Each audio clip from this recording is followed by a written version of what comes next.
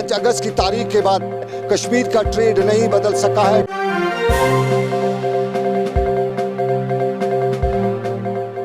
जम्मू कश्मीर में सियासत और तिजारत के साथ मुद्दे बहुत थे। कश्मीर के सियासी मैदान में माहौल गर्म होने लगा है।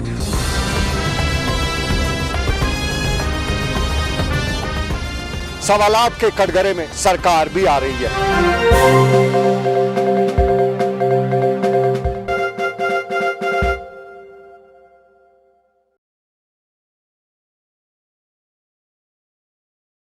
आदाब नाजरीन, मैं हूं सनम एजाज। देख रहे हैं ग्राउंड रिपोर्ट और दुनिया भर में आज ग्राउंड रिपोर्ट की पहली खबर कोविड की ही खबर बनती जा रही है।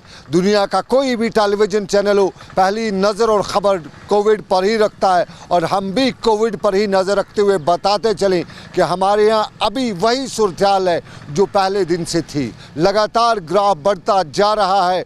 कंट्रोल में तो है, लेकिन कंट्रोल में इसको हम अभी कह भी नहीं सकते, क्योंकि आए दिन ख़बरें वही आती हैं कि पॉजिटिव हैं, पॉजिटिव हैं, पॉजिटिव हैं। और इस सारे के बीच में कुछ और भी मामलात हैं जिन पे हम नज़र रखे रहते हैं। और आज अगर हम नज़र रखें तो सबसे पहले हमारी नज़र जो आज के प्रोग्राम में है वो इसी बात पे कि क्या सिर्फ कोविड ही इस वक्त बीमारी है, क्या कोविड से ही लड़ना है। दूसरे मामलात को हम क्यों एक तरफ छोड़ रहे हैं। हमारे यहाँ कोविड की बीमारी को साथ साथ हमारे यहाँ शोबे तिब यूँ कहें तो कहीं ना कहीं बाकी मामलात को लेकर फाली ज़्यादा नज़र आ रहा है। अस्पतालों में जो बीमार आते हैं दूसरी बीमारियों को लेके उनका ट्रीटमेंट नहीं होता है। डॉक्टर के पास कोई पेशेंट आता है तो वो उससे हाथ क्या उसको चेकअप भी नहीं करता है, दूर से ही उसको पूछता है और पूछते हुए डायग्नोज करने के बजाय उसको बता देता है। और कल का जो वाक़ा है उसने फिर हमारे शोबे तिब पर सवाल खड़ा किए हैं। श्रीनगर के लालदद अस्पताल में बिमना की खातून आती है, डॉक्टर उसको बताते हैं कि अभी उसकी डिलीवरी का टाइम है और उसको बताते हैं कि उसके पास आयरन की उसकी कमी है, इसलिए वो आयरन इन्फ्यूजन कराए।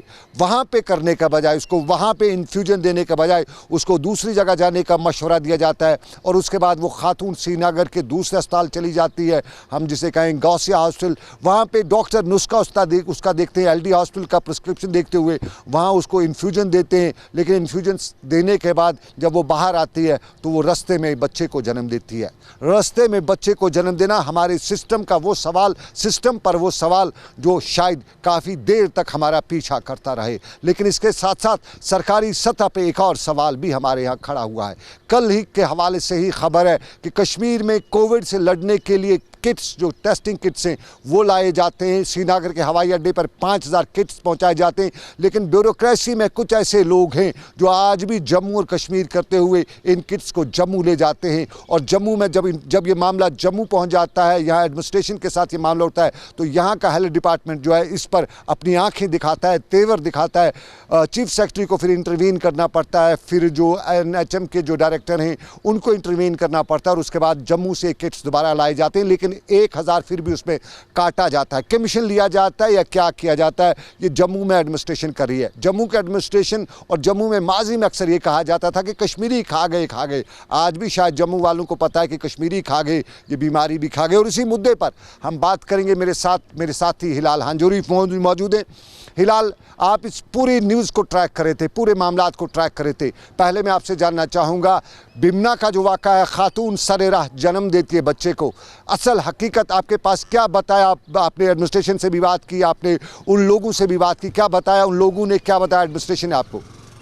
देखिए, वो खातून जो बिमना से ताल्लुक़ रखती थी, पहले अप्रोच करती थी क्योंकि उसमें वो पेन नज़र आती हैं और महसूस होती हैं। और उसके बाद वो श्रीनगर के सबसे बड़े ज़नाना हॉस्पिटल लालदद हॉस्पिटल अप्रोच करती है और वहाँ पर उसे यही कहा जाता है कि अभी उसे बच्चे को डिलीवर करने में कुछ दिन हैं। शायद जो उसके पास डॉक्टरों के पास जो रिपोर्ट्स होंगे, चाहे जो मुख्तलिफ टेस्ट कराए जाते हैं, उसके बुनियाद पर शायद उसको कहा गया होगा। लेकिन उसके बाद जब उसको ज़्यादा पेन होती है, ज़्यादा सख्ती महसूस होती है, तो उसके बाद बड़े हॉस्पिटल को छोड़कर वो छोटी हॉस्पिटल को अप्रोच करती है। पहले तो यहाँ पर इस नुक्ते को देखना है कि जब LD वालों ने उसका ट्रीटमेंट नहीं किया और उसके बाद वो दूसरे हॉस्पिटल, छोटे हॉस्पिटल को अप्रोच करती है और वहाँ पर उसे आयरन दिया जाता है, क्योंकि जो दूसरा हॉस्पिटल है गौसिया हॉस्पिटल जो कि खानियार इलाके में वाक़ा है, वहाँ पर जब उसके रिकॉर्ड देखा जाता है तो उसे कहा जाता है कि आपको एनीमिया है, खून की कमी है और उसे आयरन दिया जाता है।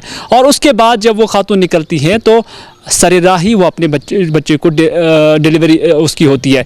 तो समझा जा सकता है, इसमें कोई शक नहीं कि डॉक्टरों का पार्ट शायद ठीक तरह से डायग्नोज नहीं किया होगा या नेग्लिजेंस भी हुई होगी। लेकिन सबसे बढ़कर सनमा एक बात जो हम कोविड-19 के बाद देख रहे हैं, हालांकि इसमें कोई शक नहीं कि एलडी हॉस्पिटल ऐसे केसेस को लेकर इससे पहले भी सुर्खियों में रहा है, लेकिन आज कोविड-19 का बहाना बनाकर डॉक्टर्स जो है नेग्लिजेंस का शिकार हो रहे हैं, क्योंकि वो खुद नेग्लिजेंस करते हैं। और उसके साथ साथ हम डॉक्टरों में एक चीज़ देखते हैं सनम, बिल्कुल कि आज एक दूरी बनाए रखे हुए हैं। आज वो पेशेंट को सामने आने नहीं देते हैं। कोई शक नहीं कोविड एक थ्रेट है, लेकिन उसका ये मतलब नहीं कि जो इमरजेंसी में केस होगा, जो इमरजेंसी में पेशेंट होगा, उसको इस तरह से नज़रअंदाज किया जाएगा, अनटचेबल समझा जाता है। तो इस तरह से गवर्नमेंट को इस सेक्टर पर काफ़ी नज़र रखनी होगी। इसमें भी कोई शक नहीं कि बहुत सारे डॉक्टर्स हमारी सोसाइटी के, हमारे जम्मू कश्मीर के ऐसे हैं जो रात दिन काम करते हैं, पेशेंट्स को फ़ोन पर भी मुख्तलिफ तजावीज़ देते हैं, उनका केयर करते हैं, उनका इलाज व मुआवजा करते हैं, उनको मशवरे देते हैं। लेकिन ऐसे भी डॉक्टर्स हैं जो पता नहीं ये गलत ना होगा, ब्लैक शीप्स की तरह काम कर रहे हैं। ये ईगो हमारे बहुत से डॉक्टरों में है, वो पेशेंट को टच भी नहीं करते हैं बहुत से हैं। और अगर इन हालात में देखा जाए, कोई एक्सीडेंटल केस आ जाए, उसकी टांग टूट जाए, हाथ टूट जाए, तो क्या हमारे डॉक्टर उसको भी टच नहीं करेंगे, उसकी हड्डी नहीं जोड़ने की कोशिश करेंगे? ये सवाल हमारे शोबा तिब के अफसरान के साथ। और इसी मुद्दे के साथ साथ मैं आपको बताऊं, सरकारी सतह पे जो मैंने दूसरा पॉइंट उठाया था, इस पॉइंट में हमें जो खबरें हुई मिली हैं कि कश्मीर के लिए दवाई आई थी, जम्मू पहुँचाई गई, आपके पास क्या तफसील है? ये दरअसल हिंदुस्तान के एक बड़े अखबार द हिंदू में ख़बर आई थी, और ख़बर में ये कहा गया कि पुरअसरार तौर जो 5000 टेस्ट किट्स कश्मीर वादी के लिए थे, उसे पुरअसरार तौर जम्मू ले जाया गया। और इसमें ब्यूरोक्रेसी के कुछ अफसरान थे जिनके कहने पर यह कुछ हुआ है, लेकिन ये पुरअसरार तौर हुआ है। हम ये नहीं कह सकते हैं कि वाकई इसमें इन्वॉल्व था, या हम ये भी कह सकते हैं कि ये नेग्लिजेंस की वजह से हुआ है, लापरवाही की वजह से हुआ है। लेकिन मैं एक बार फिर वो चीज़ यहाँ पर कोट करना चाहूँगा कि negligence of law is no excuse, ये एक मशहूर अंग्रेज़ी कहावत है।